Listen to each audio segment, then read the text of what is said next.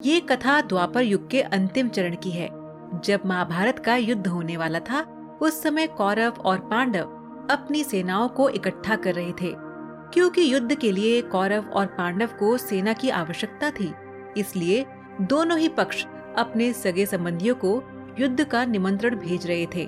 तब पांडव अपनी माता कुंती के पास गए और चिंतित होते हुए कहने लगे, हे माता, हम युद्ध कैसे जीतेंगे? हमारे पास सेना बहुत ही कम है और दुर्योधन के पास हमसे कहीं अधिक सेना है। अब आप ही हमारा मार्गदर्शन करें। तब कुंती ने अपने पुत्रों से कहा कि हे पुत्रों, चिंता ना करो, मैं तुम्हें मार्गदर्शन दिखाती हूँ। कुंती ने कहा, हे पुत्र, हम 5 बहनें हैं। हम सभी बहनों का जन्म रहस्यमय तरीके से हुआ है। मेरी बहन मंदोदरी जो लंका में रहती है, जो कि रावण की पत्नी है, और क्योंकि वो मेरी बहन है तो इस कारण मंदोदरी तुम्हारी मौसी हुई। इसलिए तुम लंका जाओ और लंका में जाकर युद्ध का निमंत्रण दे दो। इस तरह अगर लंका का एक भी व्यक्ति अगर तुम्हारे साथ होगा तो जीत तुम्हारी ही होगी। इसी तरह पांडव अपनी माता कुंती का आशीर्वाद लेकर लंका चले गए। जब वह समुद्र तट पर पहुंचे तो वहां उन्हें राम सेतु दिखा। राम सेतु टूटा हुआ था, इसलिए राम सेतु से लंका जाने के लिए उस जगह के लोग राम सेतु की मरम्मत करते दिखाई दिए, क्योंकि वे आर्यव्रत से लंका में व्यापार किया करते थे। तब लंका पहुंचकर लंका पर मौजूद द्वारपालक से युधिष्ठिर ने कहा कि हे द्वारपालक, आप मुझे माता मंदोदरी से मिलवा दीजिए। अगर आप हमें माता मंदोदरी से नहीं मिलवा सकते हैं तो मेरा संदेश उन तक पहुंचा दीजिए कि कुंती पुत्र पांडव आपसे मिलने आए हैं। तब द्वारपालक ने ये सारी सूचना मंदोदरी को जाकर दी। तब मंदोदरी ने द्वारपालक से कहा कि पांडवों को सम्मान के साथ महल में ले आओ। तब पांडव महल के अंदर पहुंचे और मंदोदरी को प्रणाम किया। फिर युधिष्ठिर ने मंदोदरी से कहा कि मैं कुंती पुत्र युधिष्ठिर हूँ और आपके पास याचना लेकर आया हूँ। तो मंदोदरी ने कहा कि हे पुत्र, मेरी बहन कुंती कैसी है? तब युधिष्ठिर ने सारा वृतांत सुनाया। फिर मंदोदरी ने कहा कि आप अपना प्रयोजन बताएं। तब पांडव ने कहा, हे माता, हम भाइयों में आपसी मतभेद के कारण आज विशाल युद्ध का समय आ गया है और महाभारत जैसा विशाल युद्ध होने वाला है। इसलिए माता कुंती के कहने पर हम आपके पास आए हैं और चाहते हैं कि इस युद्ध में आप हमारी मदद करें। तब मंदोदरी ने कहा कि हे पुत्र, अब मेरे पति रावण तो जिंदा नहीं है और मेरे देवर विभीषण ने खुद को भगवान में समर्पित कर दिया है, तो इस तरह से वह कोई युद्ध नहीं कर सकते हैं। ऐसे में मैं आपकी मदद करने में असमर्थ हूँ, लेकिन मैं लंका की कुछ सेना आपके साथ युद्ध करने के लिए भेज दूंगी।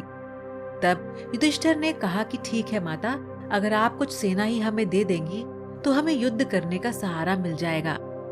रात्रि के समय 5 पांडव लंका में रुक गए और जब सुबह उठे तो मंदोदरी ने उनसे कहा, हे पुत्रों, आप स्नान कर लें, तब तक मैं आपके लिए भोजन का प्रबंध करवाती हूँ। तब 5 पांडव लंका से बाहर आ गए और सरोवर की खोज करने लगे, परंतु उन्हें कोई सरोवर नहीं मिला। लेकिन सरोवर जैसा एक स्थान मिला जो कि कुंभकर्ण की खोपड़ी थी, क्योंकि कुंभकर्ण का शरीर इतना विशाल था। जब राम और कुंभकर्ण में युद्ध हुआ था तब श्री राम ने कुंभकर्ण का मस्तक बाण से अलग कर दिया था और उस समय कुंभकर्ण का मस्तक जमीन पर गिर गया था। कुंभकर्ण का शरीर इतना विशाल था कि उसे उठाने के लिए किसी में चेष्टा नहीं थी और एक युग बीत गया था, फिर भी वह खोपड़ी वहीं पड़ी थी। इसी कारणवश उसमें पानी भर गया था, जिसको देखकर युधिष्ठिर को लगा कि यहाँ कोई सरोवर है। तब युधिष्ठिर ने अपने भाइयों से कहा कि चलो हम इसमें स्नान करते हैं। 5 पांडव ये नहीं समझ पाए कि वह कोई सरोवर नहीं बल्कि कुंभकर्ण की खोपड़ी थी। धर्मराज युधिष्ठिर अपने सभी भाइयों के साथ उसमें स्नान करने के लिए उतर गए और जैसे ही वे उस खोपड़ी में स्नान करने उतरे तो वे सभी उसमें डूबने लग गए। तभी वहाँ पर एक ग्वाल गाय चरा रहा था। उसने इन सभी को उसमें डूबते हुए देखा। वह दौड़ा चला मंदोदरी के पास गया और मंदोदरी से कहा कि हे माता, आपके यहाँ जो अतिथि आए हैं वे कुंभकर्ण की खोपड़ी में डूब रहे हैं। मैंने अपनी आंखों से देखा है कि वे सब स्नान करने गए थे और वे गलती से बाबा कुंभकर्ण की खोपड़ी में भरे पानी को देखकर उसे सरोवर समझने लगे और अब वो पूरी तरह डूबने वाले हैं। ये सब सुनकर मंदोदरी भयभीत हो गई और सोचने लगी कि अगर पांडव डूब गए और कुछ अपशकुन हो गया तो वे कुंती को क्या मुंह दिखाएंगी। मंदोदरी दौड़कर खोपड़ी के पास गई और उस खोपड़ी को उठाकर उलट कर दिया और उसका सारा पानी खाली किया।